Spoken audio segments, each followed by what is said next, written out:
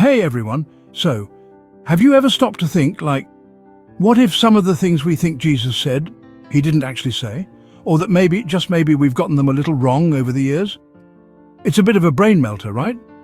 Today, we're diving deep into 5 common sayings often attributed to Jesus, but which, spoiler alert, don't actually appear in the Bible. We're talking about those phrases that get thrown around all the time, shaping how people view faith, religion, and even Jesus himself. Because here's the thing, understanding what Jesus actually taught isn't just about dusty old books, it's about figuring out how his message resonates in our world today.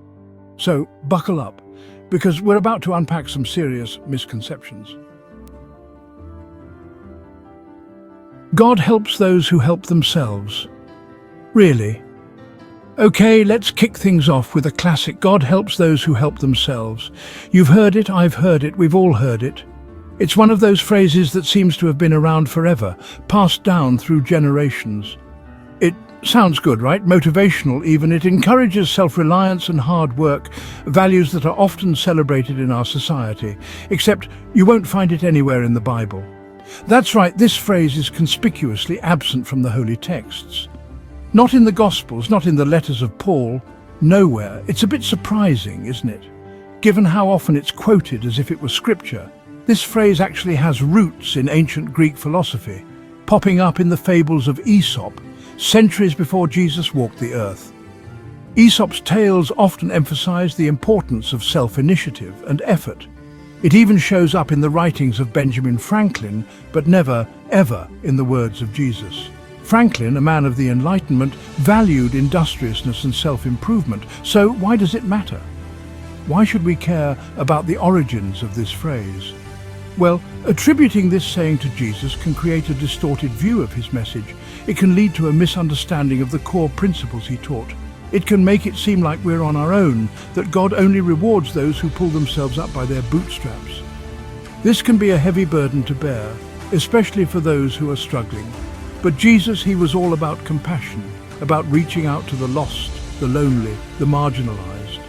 His ministry was centered on helping those who couldn't help themselves.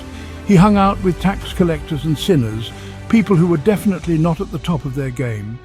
These were individuals who society often looked down upon. His message was one of grace, of love that extends even to those who feel unworthy. He taught that God's love is unconditional and not based on our achievements.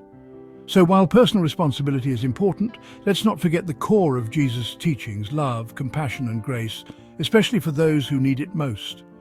It's a reminder that we are called to support one another, to lift each other up, and to extend a helping hand to those in need.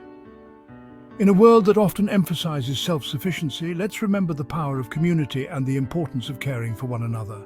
After all, true strength lies not just in helping ourselves, but in helping each other.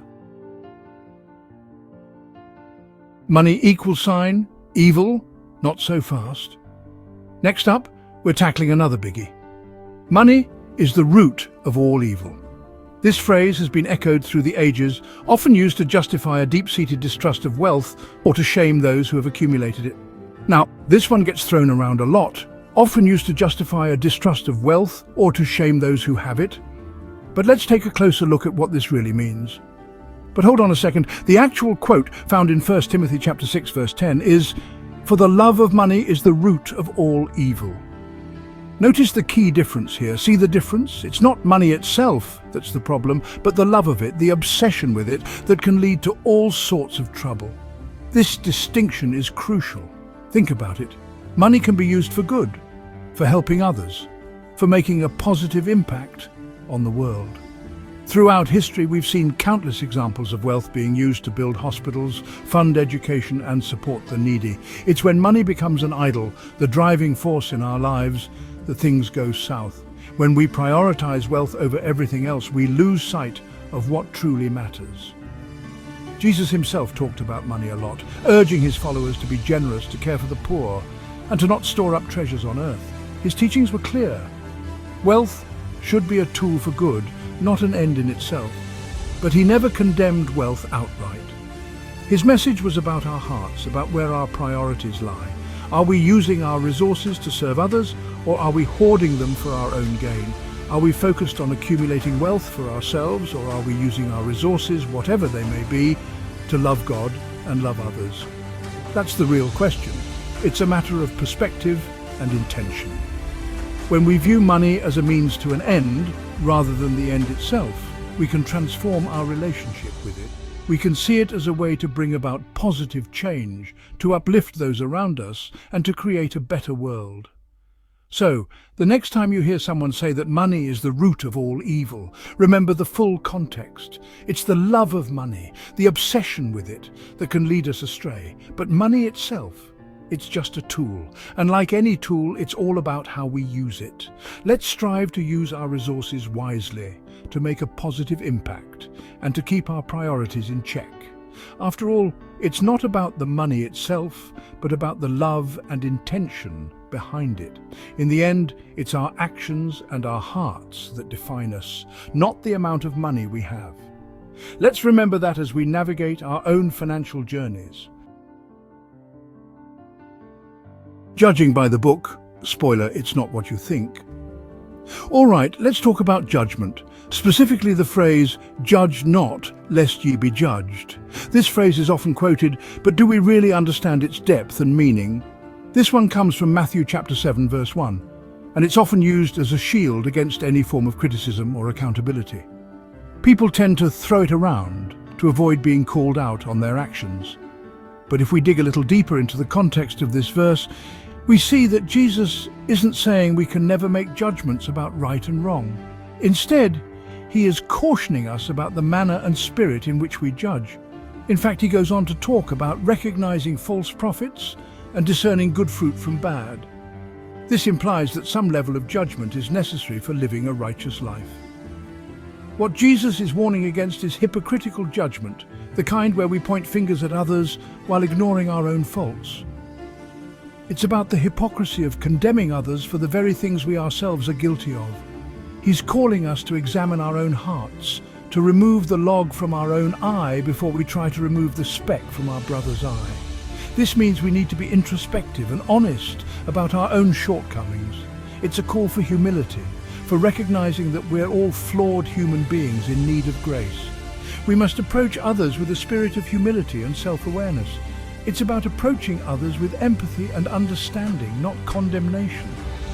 When we understand our own flaws, we can better empathize with others and offer constructive support rather than harsh judgment. So yes, we should be careful about judging others.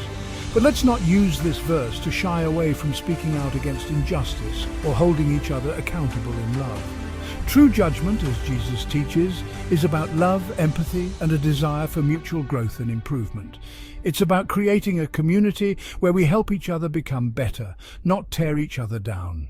When we judge with love and empathy, we build stronger, more compassionate communities. We create spaces where people feel safe to grow and change. So let's remember the true spirit of this teaching and strive to embody it in our daily lives. In the end, it's not about avoiding judgment altogether, but about making sure our judgments are fair, loving, and aimed at helping each other grow. Let's judge wisely, with hearts full of grace and minds focused on justice and love. This too shall pass, a case of mistaken identity. This too shall pass. It's a comforting phrase, often shared in times of difficulty. It reminds us that nothing lasts forever, that even the darkest nights are followed by dawn. But here's the thing, this saying, as far as we know, doesn't appear anywhere in the Bible. Its origins are uncertain, with some tracing it back to ancient Persian Sufi poets, while others attribute it to King Solomon. Regardless of its source, it's important to note that this phrase, while comforting, isn't a direct quote from Jesus. Now, does that mean it's not true? Of course not. The sentiment behind it aligns with biblical teachings about God's faithfulness and the temporary nature of our struggles. But attributing it directly to Jesus can sometimes overshadow the deeper message of hope and resilience found throughout the Gospels. Jesus doesn't just offer platitudes, he offers himself, his presence, his power to walk with us through the storms of life. Cleanliness and godliness, separating fact from fiction. Our final misconception for today: cleanliness is next to godliness. This one gets used a lot, often in the context of personal hygiene or keeping a tidy house. But surprise, surprise, you won't find this phrase in the Bible either. It actually originated in a sermon by John Wesley, the founder of Methodism, in the 18th century.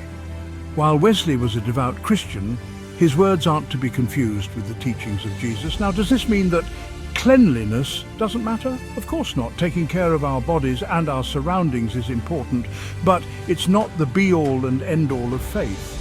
Jesus was far more concerned with the state of our hearts than the state of our homes. He cared about our love for God, our compassion for others, and our willingness to follow him. So, while keeping things clean and tidy is great, let's not mistake it for true godliness, which is about a transformed heart, not just a spotless house. So, there you have it. 5 common sayings often attributed to Jesus, but which actually have different origins. It's amazing how these phrases have woven their way into our culture, shaping how we view faith and even Jesus himself. What are your thoughts on these misattributions?